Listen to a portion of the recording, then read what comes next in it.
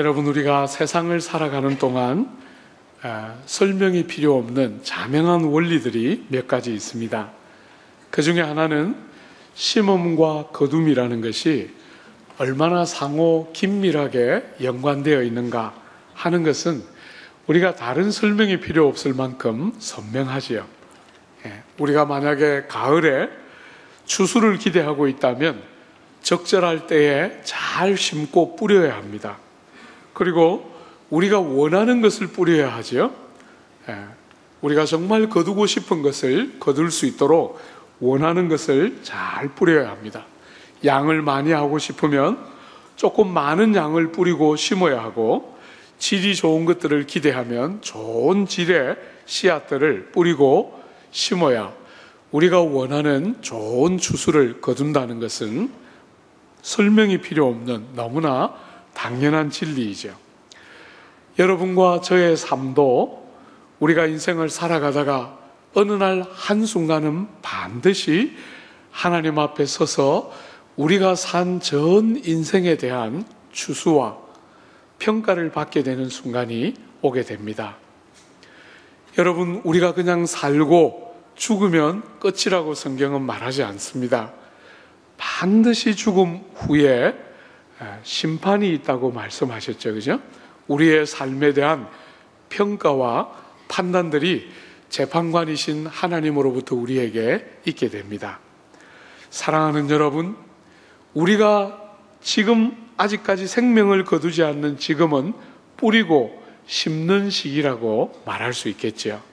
제대로 잘 뿌려야 우리가 원하는 거둠을 얻게 될 것입니다.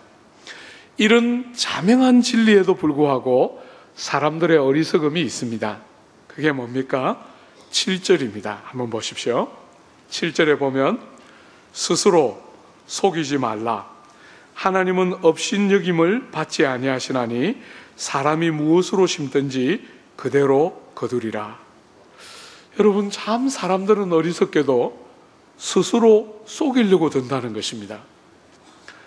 하나님이 우리의 이 삶의 모든 방식을 가지고 우리를 교훈하시되 심는 대로 거둔다는 것 틀림없잖아요. 우리가 콩을 심으면 콩을 얻게 되죠. 콩을 심어놓고 팥을 기대하는 사람은 없습니다. 그죠? 사과나무에서는 사과를 기대하는 것이죠. 그런데 너무나 어리석게도 사람들이 실제로 삶을 살아갈 때는 스스로를 속인다는 것입니다. 이게 죄를 지은 인생의 제일 큰 불행 중에 하나입니다. 사람이 자기 자신 스스로를 속인다는 것입니다. 어떻게 속입니까? 어떻게 되겠지 하고 속인다는 것입니다. 이 땅의 삶이 살다 보면 사는 것에 허덕허덕 살면서 어떻게 되겠지 하고 그냥 지나가는데, 주 안에 사랑하는 여러분, 세상의 모든 것은 그럴지라도 죽음은 너무나 자명한 진리이죠. 그죠? 여러분이 땅을 살아가는 동안 모든 것은 가변적이에요.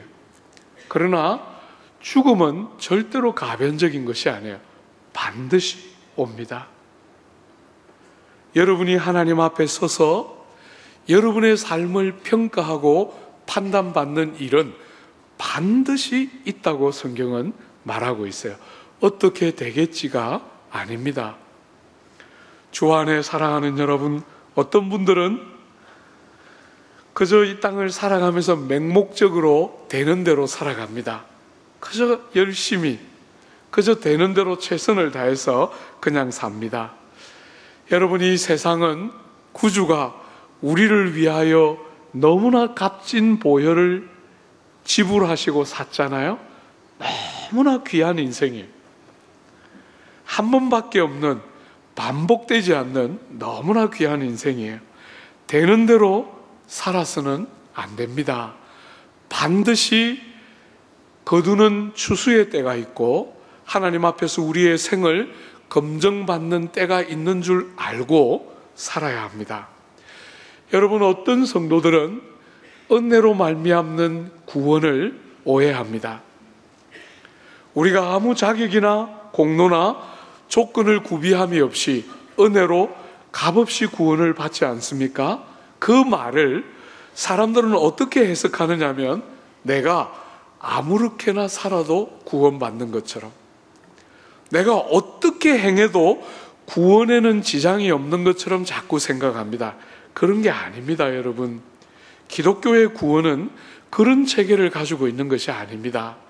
사람들은 언제든지 절대자를 일정한 정도로 인정하고 살아갑니다. 그래서 마음속에 끝없이 사람들이 스스로의 어떤 힘과 노력을 가지고 하나님을 설득시켜서 복을 타내고 싶어 합니다. 혹은 하나님이 해코지하거나 불이익을 끼칠지 모르기 때문에 하나님께 적절한 정도로 이렇게 하나님을 위해드리는 그런 형태의 종교를 전부 다 가지고 세상을 살아갑니다. 왜곡된 종교지요. 왜곡된 종교. 그런 인생들을 향해서 하나님이 은혜로 값없이 사람들에게 뭔가를 요구하거나 강요함이 없이 주님 편으로 완전한 당신의 인격을 따라 우리에게 값없는 너무 귀한, 우리 편에서는 아무런 대가의 지불을 하지 않는 너무 귀한 구원을 선물로 주시고, 그 깨달음을 마음 중심에 담아서 하나님께 뭔가 해코지를 받기 원치 않는 마음, 혹은 하나님께 잘 보여서 뭔가를 타내려고 하는 왜곡된 종교성이 아니라 은혜에 대한 깊은 감사를 가지고 우리의 내면이 다 담겨있는 내면의 고백을 다 담아서 정말 하나님을 사랑하고 이웃들을 위하는 그런 선한 백성들을 만들기 위한 것이 구원의 골이에요. 그런데 은혜라는 말을 자꾸 잘못 해석하니까 사람들은 내가 어떻게 살아도 구원에는 지장이 없는 것처럼 생각하면서 이 한 번밖에 없는 귀한 삶을 자꾸 왜곡시키게 돼요. 사랑하는 여러분, 너희는 스스로 속이지 말라. 하나님은 절대로 만홀히 여김을 받거나 업수히 여김을 받는 분이 아니에요. 사람은 너무 어리석어서 남을 속이기도 하고 자기 스스로를 속이기도 해요. 참 사람들은 어리석은 존재예요. 남을 예사로 속일 뿐 아니라 자기도 속아요. 자기 스스로에게. 참 어리석은 존재들이에요. 하나님은 그런 분이 아니세요. 여러분, 세상에 사법제도가 있지만, 여러분이 재판을 해보신 분들은 다 알겠지만, 세상의 사법제도는 우리가 원하는 만큼 충분히 공의를 세우는 그런 질서가 아니에요. 죄인들이 만들었고 죄인들이 운영하기 때문에 그 안에 많은 한계와 모순들이 숨어 있어요. 하나님은 그런 분이 아닙니다. 여러분, 하나님은 속으시거나 사법제도처럼 일정한 정도의 한계를 갖고 계신 분이 아닙니다. 하나님은 가장 바른 재판관이세요. 여러분과 저의 삶을 절대로 실패함이 없이 가장 바르게 재판하시고 판단하십니다. 주 안에 사랑하는 여러분, 자기를 합리화하거나 자기를 기만하거나 그저 되는 대로 살다가 판단을 받게 되는 것이 아니에요. 하나님은 우리의 인격의 중심인 마음, 여러분의 모든 인격과 삶의 중심인 마음과 그 마음에서부터 나오는 생각, 말, 행실, 이 모든 것이 연합되어 있고 일체로 붙어서 우리의 인격을 담아내고 삶의 가치를 담아내는 회복되어 있는 전 인격을 가지고 우리를 평가하세요. 사랑하는 여러분, 그러므로 하나님 만홀히 여김을 받지 않으시고 업수히 여기심을 받지 않는 하나님 앞에 여러분과 저가 어떻게 살아야 한다고 가르치지요? 8절입니다. 같이 한번 읽어볼까요? 8절. 자기의 육체를 위하여 심는 자는 육체로부터 썩어질 것을 거두고.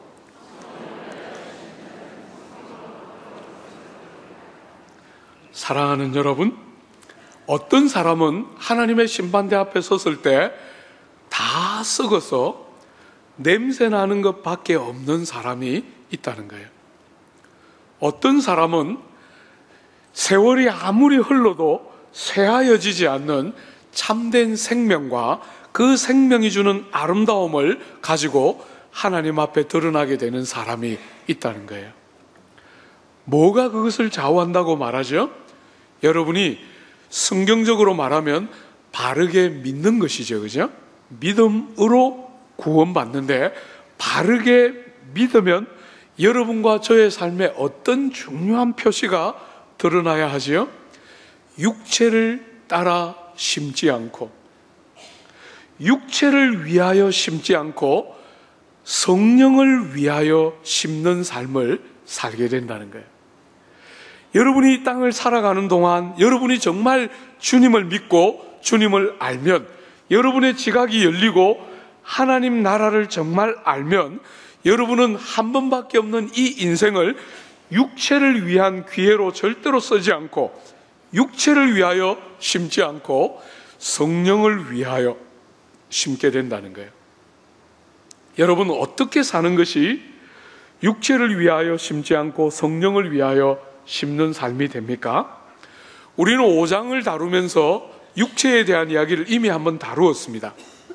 여러분, 육체가 무엇이죠? 육체, 우리가 어머니의 모태로부터 가지고 태어난 죄에 익숙한 본성입니다.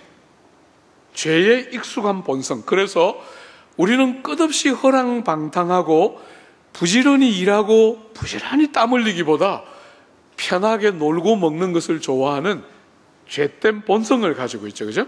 본성입니다. 죄악된 본성. 그런데 그 육체 안에 또 뭐가 있다 그랬습니까?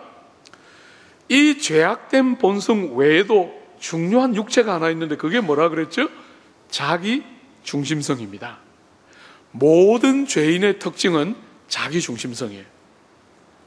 사랑하는 여러분, 육체를 위하여 뿌리지 말고 심지 말고 성령을 위하여 심으라 할 때, 이렇게 육체를 우리가 해석한다면 뭐라고 말할 수 있겠어요? 나를 위하여 심지 말고 하나님의 이름과 이웃들의 유익을 위하여 심으라는 거예요. 그게 성경이 가르치는 성령을 따라 사는 삶의 핵심 중에 하나예요. 주 안에 사랑하는 여러분, 끝없이 세상은 전부 나 하고 삽니다. 그걸로도 모자라서 내 자식 이렇게 하고 살죠. 그죠? 평생의 모든 사람들의 삶의 모습이 전부 나 아니면 내 자식이에요. 전부 그렇게 살아가는 이 세상에, 그것은 육체를 위하여 심는 거라는 거예요. 물론 부모의 마땅한 도리를 하지 말라는 말이 아닙니다. 그죠? 부모의 당연한 도리를 하며 살아야 하지만, 그 부모의 당연한 도리조차도 정말 자기를 위해서가 아니라 하나님의 영광과 이웃들의 유익을 위하여 부모의 도리를 하며 살아야 하는데, 평생을 나 하며 살다가 그게 그칠 때쯤 되면 내 자식 하며 사는 이런 인생살이에 나를 어떻게 해요?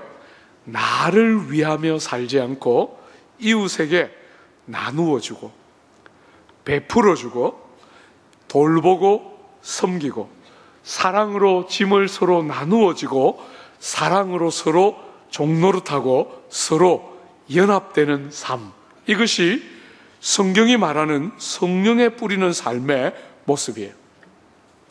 사랑하는 여러분, 우리가 사는 이 사회를 한번 보십시오. 이 사회는 전부 소유를 자랑합니다. 소유, 돈, 신분, 재능, 지위, 명예, 전부 소유를 자랑하죠. 전부 소유를 자랑합니다. 그 모든 소유 다 누가 준 것이죠? 하나님이 주신 거예요. 하나님이 주신 거. 그러므로 하나님이 우리를 평가하실 때는 소유를 가지고 우리를 평가하지 않고 뭘 가지고 평가하시겠어요?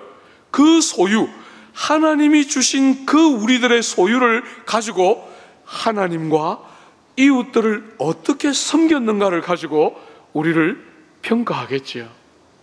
그죠? 그게 마태복음 25장에 나오는 양과 염소의 비유의 핵심이에요. 하나님이 우리에게 주신 이 모든 것들, 한 번밖에 없는 생명, 시간, 재능, 능력, 신분, 지위, 부, 그 모든 것을 가지고 뭘 했는가를 보면 된다는 것이에요.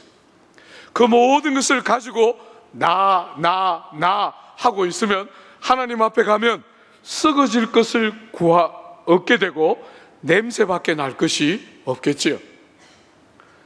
그 모든 것을 하나님이 주신 줄 알고 더 이상 나를 위하여 살지 않아도 나는 이미 그리스도 안에서 예수께서 십자가 위에서 이루신 모든 일 안에 나를 위한 너무나 큰 부요가 다 들어있는 줄 알기 때문에 나를 위하여 살지 않고 어떻게 합니까? 하나님을 위하고 이웃들을 위하여 사는 것이죠. 사랑하는 여러분, 우리가 예수를 믿는다는 말은 주님 안에서 이미 우리의 삶은 끝났어요.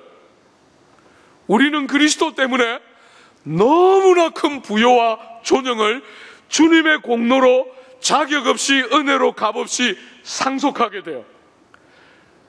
그러므로 더 이상 우리를 위하여 에너지를 소모하지 않고 하나님이 주신 한 번밖에 없는 시간과 그 귀한 재능과 부와 신분과 지위 모든 것을 가지고 어떻게 합니까? 하나님을 드러내고 이웃들을 섬기고 나누고 베풀고 흘려보내는 것을 위하여 살게 되지요. 주 안에 사랑하는 여러분, 하나님 앞에 서면 하나님은 여러분의 소유로 여러분을 평가하지 않고 여러분에게 하나님이 허락하신 것을 어떻게 썼느냐를 가지고 여러분을 평가하는 줄 틀림없이 믿어야 합니다. 이 세대는 너무나 어리석어서 소유를 가지고 자기를 평가하지요. 그래서 자기가 가지고 살면서 마음껏 쓰고 노후를 보장하고 또 자식에게 물려주고 이렇게 살아갑니다. 그죠? 그게 우리가 주변에서 보는 사람들의 보편적인 삶의 모습이에요. 주님은 우리에게 그 귀한 것을 주시고 하나님을 드러내고 이웃들을 유익해 하기 위해서 흘려보내고 나누고 섬기라는 것입니다. 주 안에 사랑하는 여러분, 우리가 두 번째로 이 육체에 뿌리는 것과 육체를 위하여 심는 것과 성령을 위하여 심는 것, 뭘 말할 수 있을까요? 죄된 부패한 본성이 있다 그랬죠. 그죠? 우리의 죄된 부패한 본성을 위하여 심으면 부패한 것을 거두게 될 것입니다.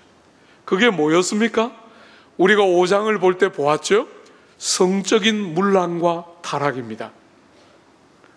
억울함과 관계의 깨어짐을 절대로 풀지 않고 억울함을 마음속에 딱 넣어뒀다가 그 억울함을 기화로 해서 어느 순간에 분쟁하고 싸우고 미워하고 다투다가 때가 되면 쪼개어집니다. 나뉘어지고 이단이 일어나고 분열이 일어나는 그런 일들을 하는 것이죠. 너무나 어리석게도 술 취함과 방탕에 자기를 내어줍니다. 하나님이 주신 지각을 잘 사용하고 지금이 어떤 때인지를 잘 분별해내면서 바르게 지각을 써야 할 때 지각을 쓰지 않고 너무나 어리석게도 방종과 술 취함에 자기를 내어주는 이런 것이 육체의 일들이었죠. 그죠? 그 육체의 일들을 위하여 심지 않는 것입니다. 사랑하는 여러분, 우리가 사는 이 사회는 너무나 성적인 문란을 조장하는 사회입니다. 그런 사회와 똑같이 육체를 위하여 심지 않고 한 아내의 품을 만족스럽게 여기고 한 남편의 품을 만족스럽게 여기고 하나님이 주신 그 귀한 가정을 소중하게 여기고 젊은 우리 사랑하는 젊은이들은 앞으로 하나님이 허락하실 배우자를 위하여 거룩과 성결을 지키고 자기 스스로를 하나님 앞에 사람 앞에 깨끗하게 보존하는 거룩한 삶을 사는 것입니다. 성적으로 문란한 이 사회 안에 그 성적인 문란에 자기를 내어주지 않고 거룩한 삶으로 성령을 위하여 심는 거지요. 우리 속에 그런 욕구가 없기 때문에 그렇게 살지 않는 것이 아니라, 그런 욕구가 있지만 우리가 다 연약해서 그렇게 살고 싶은 어리석음이 다 있지만 주님이 우리에게 원하시는 것처럼 성령을 위하여 심는 것이지요.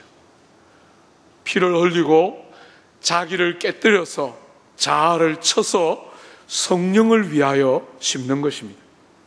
여러분, 관계가 깨뜨려지는 이 사람의 관계 안에 모든 사람이 죄인으로 태어나고, 죄인으로 태어났기 때문에 끝없이 자기중심적으로 살고 모든 것들을 자기중심으로 해석하면서 관계가 어그러지는 순간이 오면 사람의 관계 속에 어그러질 수 있다 하고 받아들이고 용서하고 살아야 하는데, 그렇지를 못하고 어그러지면 딱 속에 넣어둡니다.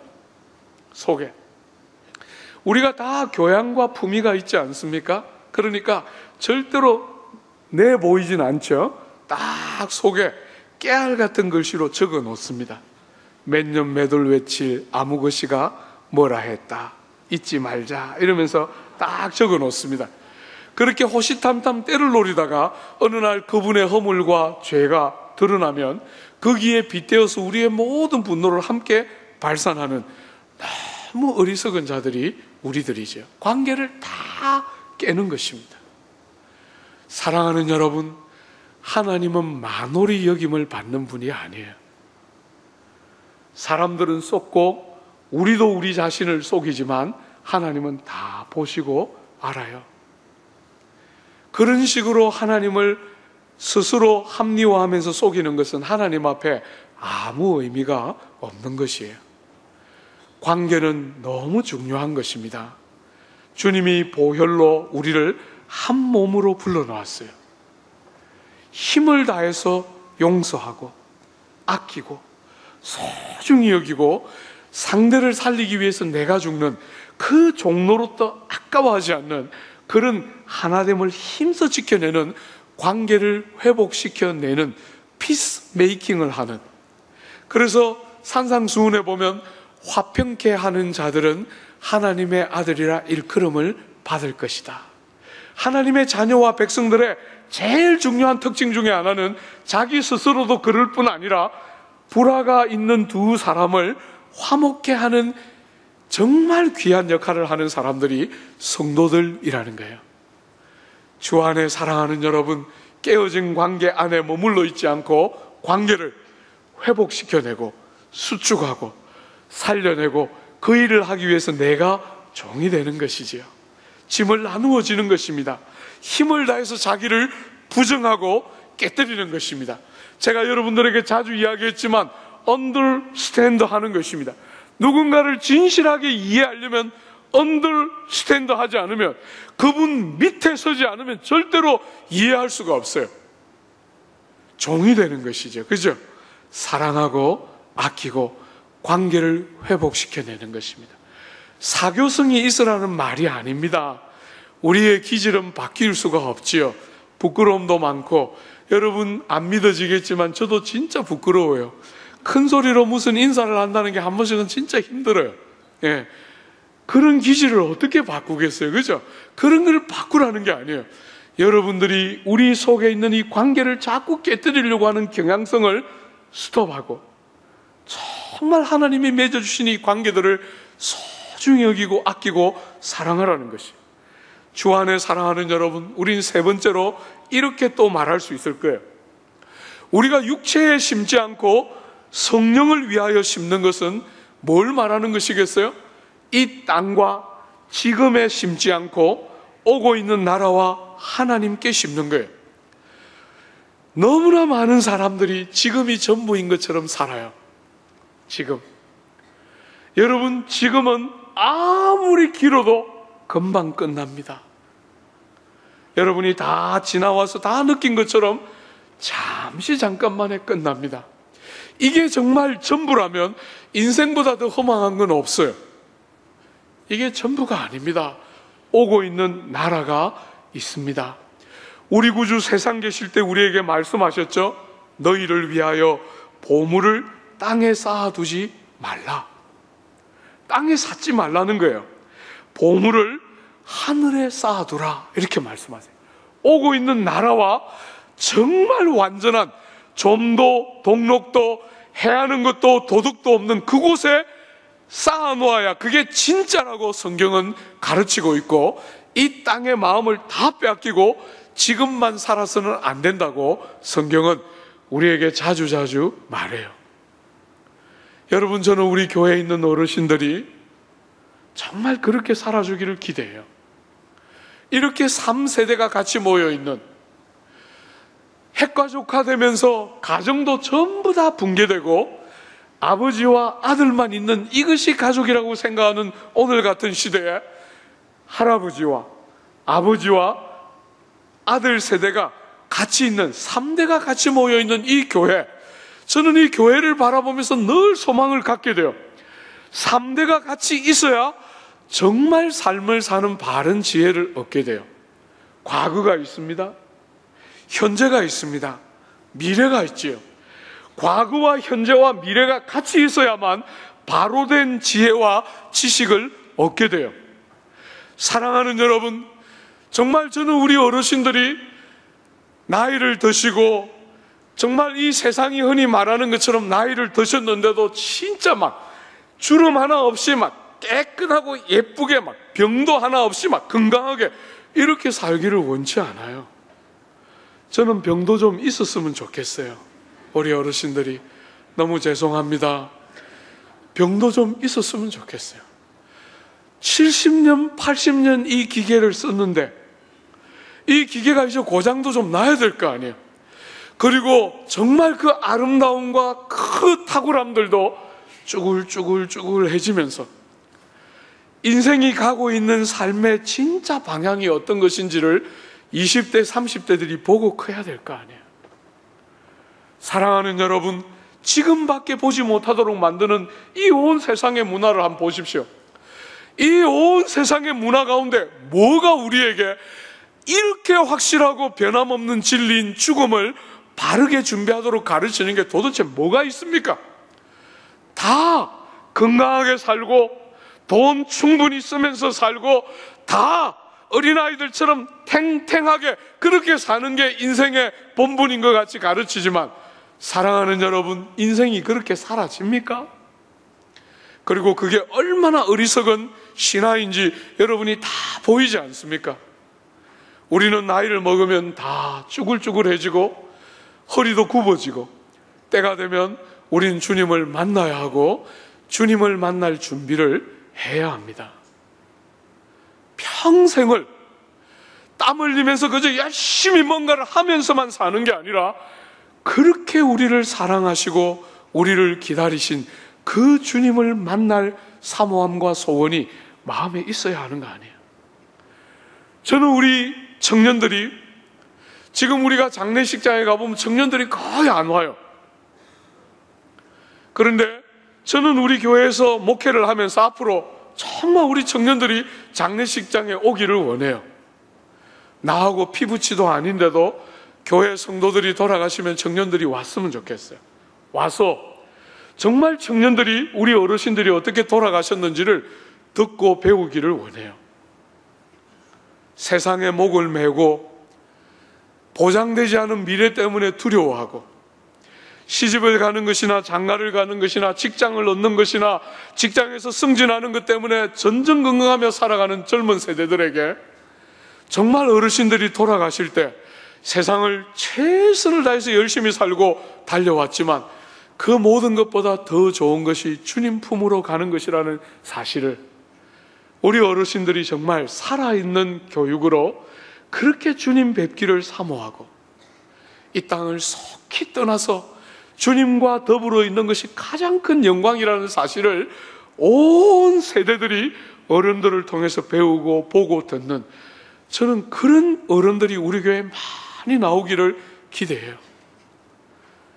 일정한 정도의 질병도 가지고 인생의 약함도 충분히 드러내면서 하나님 앞에 사람들이 어느 날은 반드시 서서 그분을 맞아야 한다는 사실을, 그게 얼마나 큰 기쁨이며 행복인지를 이 땅에서 살아서 가르치는 어른들이 많이 나왔으면 좋겠어요.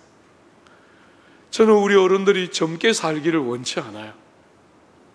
사랑하는 여러분, 나이에 꼭 맞게 젊은 일들은 젊은이들이 할 수 있고, 오늘은 40대, 50대들이 얼마든지 할 수 있으니까 과거가 할 수 있는 일들을 충성스럽게 하면서 주님 앞에 설 준비를 하고 귀한 우리 후배들을 잘 섬기고 살려내는 그런 일들을 3대가 모여서 교회 안에서 이루어지는 일들이 꼭 있기를 기대해요. 지금이 전부가 아니고 오고 있는 나라가 더 영광스럽고 참되다는 것을 누가 가르칠 수 있습니까? 사랑하는 여러분, 네 번째로 우리는 마지막 네 번째로 이렇게 말할 수 있을 거예요.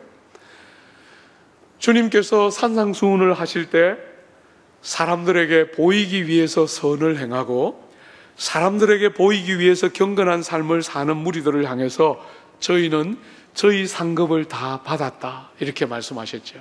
왜? 사람들로부터 받는 평판이 고리이기 때문에, 사람들이 자기를 어떻게 평가해주고 말해주느냐가 궁극적인 고리이기 때문에 그런 것을 목표로 해서 살아가는 사람들은 이미 상급을 다 받았다는 거예요. 사람들이 이렇게 저렇게 말해줬으니까 끝났다는 것입니다. 그러므로 어떻게 하라고요? 오른손이 하는 일을 왼손이 모르게, 내 오른손이 가서 그 일을 하고 있는데 내 왼손도 모르도록 그렇게 선을 행하라는 것이. 사랑하는 여러분, 육체에 심는 것은 이 땅에서 지금 사람들에게 평가받기를 원하는 것이라면 성령을 위하여 심는 것이 뭡니까? 아버지 하나님 앞에서 심는 것이에요. 하나님 보시고 아시는 그 정의롭고 바른 판단자 되시는 하나님 보시는 앞에서 심고 뿌리는 것이에요.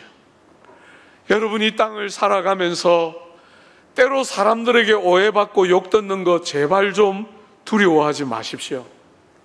우리 구주를 십자가에 못 박아 죽인 세상입니다.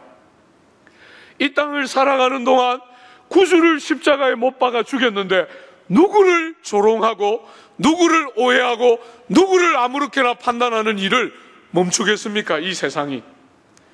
여러분과 제가 이 땅에서 그렇게 애매히 고난당하고 욕들을 때 절대로 안타까워하지 말고 그때 하나님을 인정하고 보시고 하시는 하나님의 헤아리심을 믿고 하나님께서 정말 그날에 우리의 마음을 받아서 싸매어 주시고 어루만져 주실 줄 믿고 억울해하지 않고 보시고 아시는 하나님 앞에 신실하게 믿음으로 사는 것, 그것이 뿌리는 것입니다.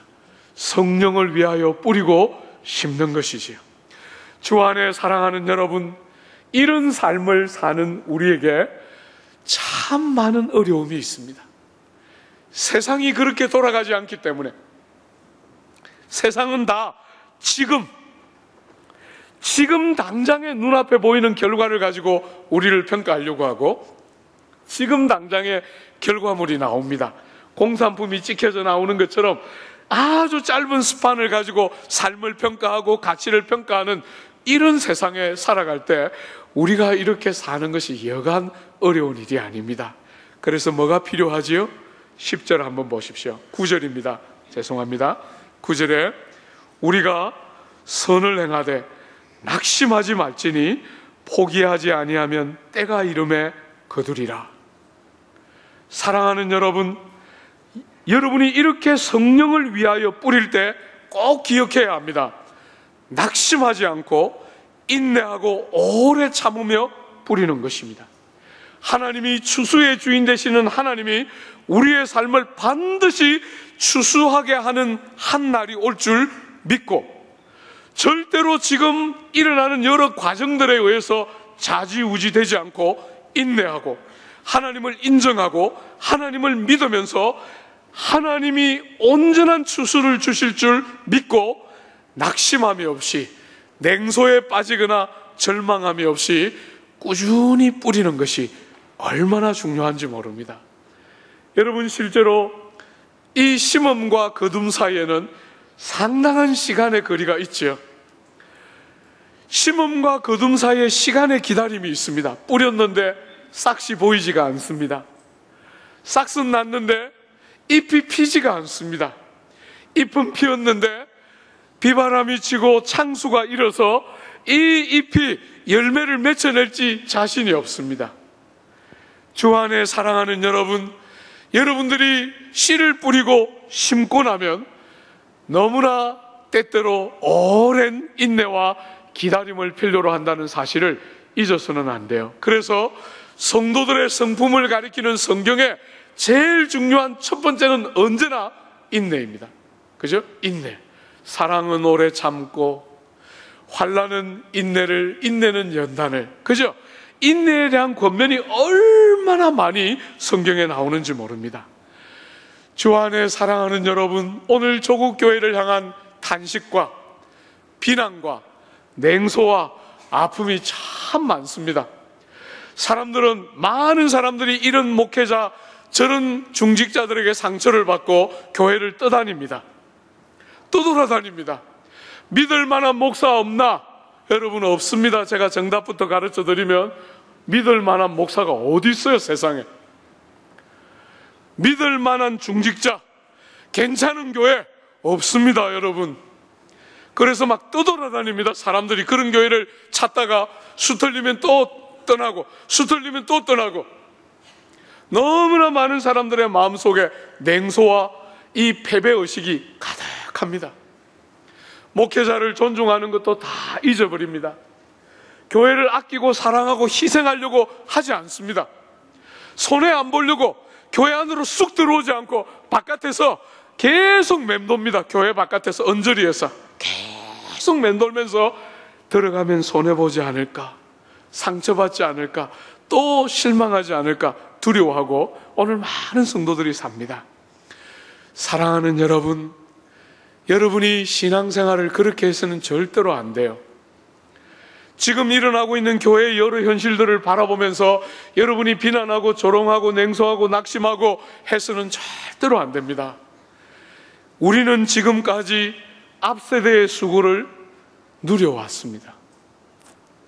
우리가 뿌리고 심은 것이 아니고 앞세대들이 수고하고 땀 흘린 것들을 우리는 정말 많은 열매들을 누리고 기뻐하면서 오늘까지 왔습니다. 이제는 진짜 우리가 뿌려야 할 때가 지금입니다.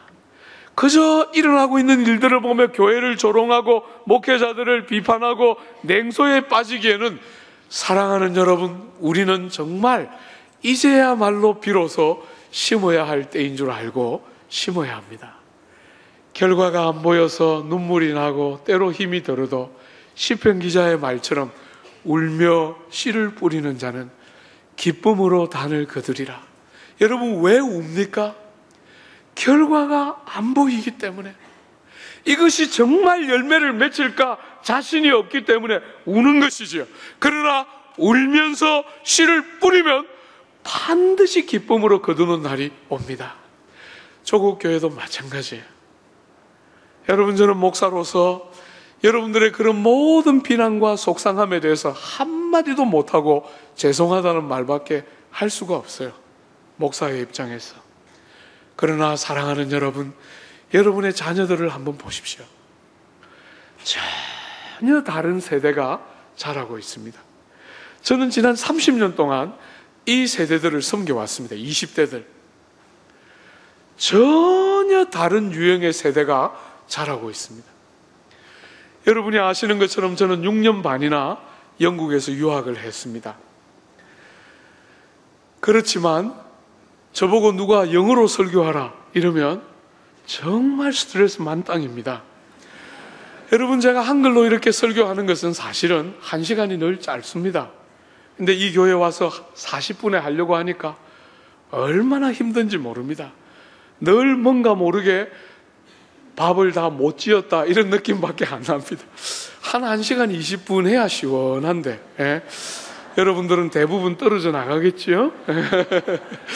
사랑하는 여러분, 그런데 영어로 설교하면 10분에서 15분이면 충분합니다. 예. 할 말이 없습니다. 마음을 담아낼 재간이 없습니다. 몇 년 전에 터키에 있는 웩 선교사님들이 저를 강사로 청해서 부흥회 한번 하자고 요청했습니다. 여러분, 결과적으로 못 갔습니다. 그때 그 교회가 건축을 할 생각을 하고 있었기 때문에 못 갔는데요, 그때 하나도 안 아쉬웠습니다. 살았다. 거기 가서, 물론 제가 설교는 전부 한글로 하기로 되어 있었어요. 그런데 어쨌거나 영어로 뭔가를 또 말하고 해야 되니까 막 스트레스가 막 머리가 치끈치끈 하는데, 우리 세대는 아무리 외국 가서 공부해도 안 돼요. 영어로 기도하는 건 막 스트레스 만땅입니다. 영어로 설교는 막 그냥 10분이면 끝이에요. 사랑하는 여러분, 그런데 전혀 다른 세대가 자라고 있습니다. 이 아이들은 아주 어렸을 때부터 영어에 익숙하게 습득되어서 자라고 네이티브처럼 영어들을 해내기 시작합니다. 이 아이들은 우리 연아나 태환이처럼, 여러분 외국 사람들 발 보신 적 있죠? 발이 이렇게 막 소뚜껑만 합니다. 그 발로 물을 한번 차는 거하고 태환이가 차는 거하고 이게 상대가 되겠어요? 그런데 이놈이 1등 해버립니다. 나가서 연아같이 저렇게 조그만 것이 그냥 아무리 예쁘고 잘해도 저렇게 조그마면 한계가 있는 거 아니에요? 이 쭉쭉 늘어진 사람들이 쫙쫙 이렇게 하는데 가서 그냥 1등 해버립니다.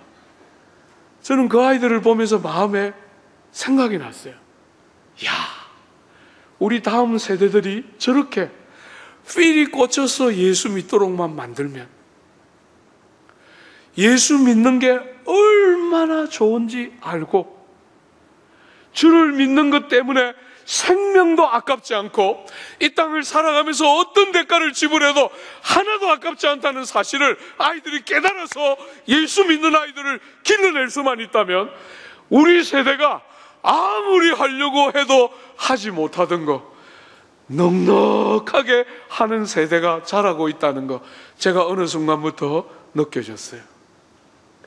게다가 제가 우리 남서울교회를 와보니까요, 어느 날 제가 중동부에 가서 아이들 수련회 간다고 기도해 줬습니다. 여러분, 제가 기도를 다 마치니까 이놈들이 막 박수를 치는 거예요. 제가 물었어요. 왜 박수를 치냐? 왜 박수를 치냐? 너무 행복하다 그러면서 박수를 치는 거예요, 이놈들이.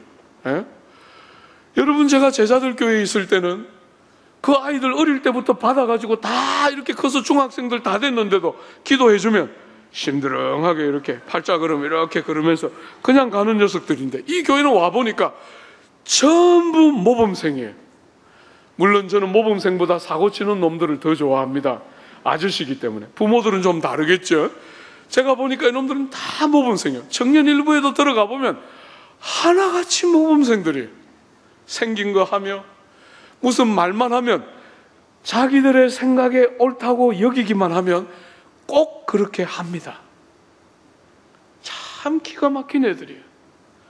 이 아이들 속에 예수 믿는 것보다 세상에 더 좋은 것이 없구나 하고 깨닫도록만 만들면, 신앙이 그렇게만 들어가면, 진리를 알아야 할 대로 알고 주를 믿어야 할 대로 믿으면, 우리 세대가 할 수 없었던 일을 넉넉하게 감당하는 세대들이 자라고 있습니다. 주 안에 사랑하는 여러분, 열방과 민족이 조국교회를 부르고 있지만 우리는 할 수가 없어요. 언어 때문에, 문화의 장벽 때문에 우리는 한계들이 너무 많습니다. 우리 다음 세대는 완전히 다른 세대입니다. 사랑하는 여러분, 지금은 냉소하고 낙심하고 절망하고 비판하고 비난하고 끝나야 될 세대가 아닙니다. 지금은 뿌리고 심어야 하는 너무나 중요한 세대입니다. 여러분이 눈물을 흘리며 절대로 포기하지 않고 하나님의 신실하심을 붙들고 하나님이 반드시 열매를 주실 때가 있는 줄 믿고 여러분과 제가 지금 뿌려놓으면 귀한 자녀들의 시대에 너무나 영광스럽게 열방과 민족을 섬기는, 모든 면에서 구비되어 있는 귀한 자녀들이 양육되어지는 영광들을 보게 될 것이에요. 사랑하는 여러분, 그러므로 어떻게 하라고 말합니까? 10절 보십시오. 그러므로 우리는 기회 있는 대로 모든 이에게 착한 일을 하되 더욱 믿음의 가정들에게 할지니라. 사랑하는 여러분, 여러분들이 모든 사람들, 여기 본문에 나오는 기회 있는 대로, 여러분 기회가 평상시에는 그냥 살다가 기회가 주어지면 어쩌다가 한 번씩 이런 뜻이 아닙니다. 여러분이 삶을 살아보니까 다 느끼는 것처럼 때와 시는 정해져 있습니다. 모든 것이 해야 할 때 해야 합니다. 선을 행할 수 있는 것이 언제나 가능한 것이 아니에요. 하나님이 여러분에게 기회를 허락하실 때 절대로 놓치지 말고, 기회를 이런저런 이유로 핑계를 대고 뒷전으로 밀어놓지 말고 기회를 얻는 대로 선을 행하라는 거예요. 여러분, 한 번은 40대들하고 교제하는데 40대들이 저에게 이렇게 말했어요. 목사님, 우리는 직장에서 살아남기 너무 힘들고 자식들 길러서 대학 보내고 하기 너무 힘들고 어려우니까 목사님, 교회 일은 가능하면 열심히 많고 좋으신 60대들에게 맡기는 게 어떻겠습니까? 아마 60대들은 헐 했을 거예요. 그죠? 허걱. 에? 여러분이 60이 한번 돼 보십시오. 70이 한번 돼 보십시오. 그때는 원해도 몸이 말을 안 듣는 순간이 오기 시작하고, 사랑하는 여러분, 정말 너무나 어리석게도 사람들은 다 자신들의 특수성들을 가지고 남들을 설득시키고 싶어 합니다. 그렇게 하지 말라는 거예요. 하나님이 기회를 주실 때 그 귀한 기회를 꼭 잡아서 모든 사람에게 선을 베풀라는 거예요. 또 올 거다 생각하지 말고 지금 하나님이 주신 너무나 귀한 기회를 반드시 사용해서 모든 사람에게 선을 행하되 특별히 더욱 믿음의 가정들에게 하라는 거예요. 여러분의 렌즈를 좁혀서 이기적이고 근시안적이고 아주 협소하게 성도들에게만 잘하라, 이런 뜻이 아닙니다. 여러분의 마음과 가슴은 늘 세계를 품고 민족을 붙들고 열방을 섬기고 북녘에 있는 사랑하는 동포들을 헤아려내고 그들을 어떻게 살릴까, 어떻게 도울까 늘 고민하고 북녘의 동포들과 열방과 민족 다 품고 살지만 어디서부터 시작하라고요? 바로 여러분 옆에 있는 믿음의 가정들, 주에 일주일에 몇 번씩 꼭 만나는 여러분의 새로운 가족인 믿음의 가정들에게 그들로부터 선을 시작하라는 것입니다.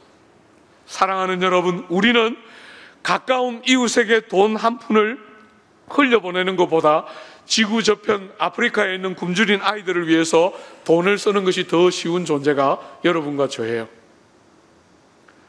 여러분이 죄인들의 죄된 습관이 만들어내는 이 죄인들이 누리는 죄된 사치에 속아 넘어가서는 안 돼요. 우리는 아프리카에 있는 기아 선상에 있는 아이들을 위해서 돈을 보내는 것은 할 수 있지만 바로 옆에 있는 사람들의 눈물을 훔쳐주고 그들에게 작은 물질을 흘려보내는 데는 인색한 것이 우리의 본성이에요. 그렇게 하지 말라는 거예요. 여러분의 바로 옆에 있는 믿음의 가족들부터 시작해서 아프리카까지 그렇게 사람들을 섬기고 도우라는 거예요. 가장 가까운 이웃들은 다 상하게 만들어 놓고 멀리 있는 사람들을 바르게 하는 어리석은 자들이 아니라 가장 가까이 있는 이웃으로부터 땅끝까지 그렇게 선을 행하고 섬기고 사랑하라는 것이에요. 주 안에 사랑하는 여러분, 오늘 조국 교회는 결정적인 시간에 서 있습니다. 여러분은 교회가 망하면 교회만 망하는 것이 아니에요. 나라가 같이 망합니다.